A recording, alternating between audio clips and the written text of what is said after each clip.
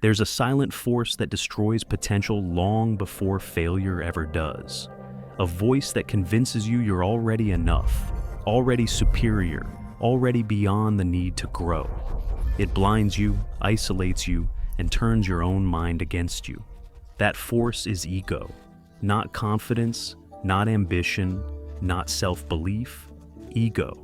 Confidence is grounded. Ego floats. Confidence builds. Ego inflates. Confidence makes you hungry for more. Ego convinces you you've already arrived. If you want to build a better life, ego isn't something you manage, it's something you defeat, because the strongest barriers you will ever face are the ones built inside your own head. Today we uncover the 7 reasons why ego is your enemy. 1. Ego makes you blind to reality. Ego doesn't just distort your vision, it replaces it. It makes you see a fantasy version of yourself instead of the real one. It hides your weaknesses behind pride, your flaws behind illusions, and your failures behind excuses. Ego whispers, you're better than them. You're already doing enough. You don't need help. You don't need to change. And the danger isn't that ego lies, it's that it lies in your own voice. When you deny reality, you lose the ability to grow. You stop improving. You stop questioning. You stop evolving. You start drifting through life thinking you're advancing, when you're actually standing still. Growth requires brutal self-awareness. Ego kills that awareness, and nothing sabotages a person more than thinking they're further ahead than they actually are. The truth doesn't hurt you. Avoiding the truth does. 2. Ego makes you unteachable. One of the worst things ego does is make you believe you already know enough. It makes you allergic to learning, allergic to correction, allergic to humility. Ego says, you don't need advice. You're already right. No one can show you anything. And when you accept that, you cut yourself off from the very things that could elevate your life. Every master was once a student who stayed open. Every great leader learned from people around them. Every successful person embraced feedback, criticism, and the uncomfortable reality of their shortcomings. But ego creates walls where doors should be. It isolates you inside a version of yourself you've outgrown but refuse to leave. The moment you stop being teachable, you stop progressing. Success requires curiosity. Ego destroys curiosity. It closes your mind, even when your life desperately needs to open. If you want to evolve, you must remain a student, especially when your ego demands you pretend you're a teacher. 3. Ego makes you chase validation instead of mastery. Ego doesn't want growth. Ego wants attention. Ego wants applause. Ego wants to be seen winning, not doing the work required to win. And that's why ego is dangerous. Because it tricks you into prioritizing performance over progress. You start caring more about how you appear than who you actually are. You choose shortcuts that make you look successful instead of the long journey that makes you become successful. You start performing for the world instead of working on yourself. Ego says, be impressive. Mastery says, be disciplined. Ego says, look successful fast. Mastery says, become successful slowly. When validation becomes your fuel, you run out of energy the moment the applause stops. When mastery becomes your fuel, you build momentum even when no one is watching. Ego wants the spotlight. Mastery survives in the shadows. The people who rise the highest aren't the ones chasing validation. They're the ones quietly sharpening their skill, refining their craft, and sacrificing the approval of strangers for the respect of their future selves.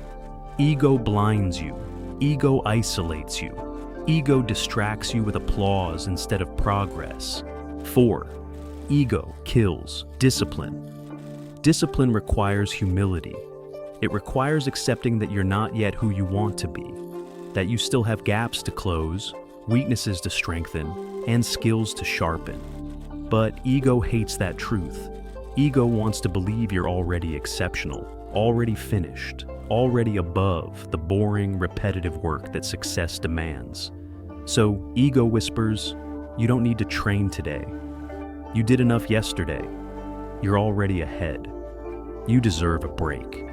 And slowly, quietly, ego makes you soft. You stop pushing, you stop improving, you start negotiating with yourself. Ego feeds you comfort, and comfort kills consistency. Success doesn't disappear overnight. It fades with every small concession your ego convinces you to make. The deeper your ego grows, the weaker your discipline becomes. If you want strength, you must starve the ego and feed the routine. 5. Ego destroys relationships. Ego doesn't just damage your progress, it damages the people around you. Because when ego speaks, it never whispers about others. It only shouts about yourself. Ego says, you're always right. They're wrong. You don't need to apologize. You don't need to listen. And relationships collapse under that weight. Ego creates distance where connection should grow. It closes your ears, hardens your heart, and makes every disagreement feel like an attack on your identity. People don't walk away from you because you're strong. They walk away because ego makes you unreachable. You cannot build anything meaningful, love, friendship, partnership, teamwork, if ego sits at the center of your interactions. Humility opens doors, ego slams them shut.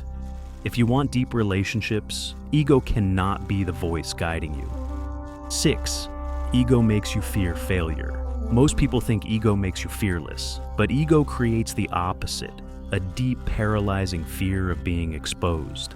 Because ego isn't strong, it's fragile. Ego needs to look perfect. Ego needs to appear flawless. Ego needs to protect the illusion it built in your head. So it convinces you not to try new things, not to take risks, not to step into situations where you might fall short. Ego doesn't fear failure. It fears being seen failing. And that fear keeps people trapped in the same life, the same routines, the same comfort zone, year after year. Failure is how you learn. Ego is how you avoid learning. The ego-driven mind stays safe but never evolves. The humble mind risks discomfort and grows stronger because of it. If you want to rise, you must be willing to be seen at the bottom first. 7. Ego limits your potential. This is the final and most devastating truth. Ego doesn't just slow you down. It caps your ceiling. It keeps you playing small while convincing you you're thinking big. It makes you believe you're operating at your limit while you're still miles away from your potential.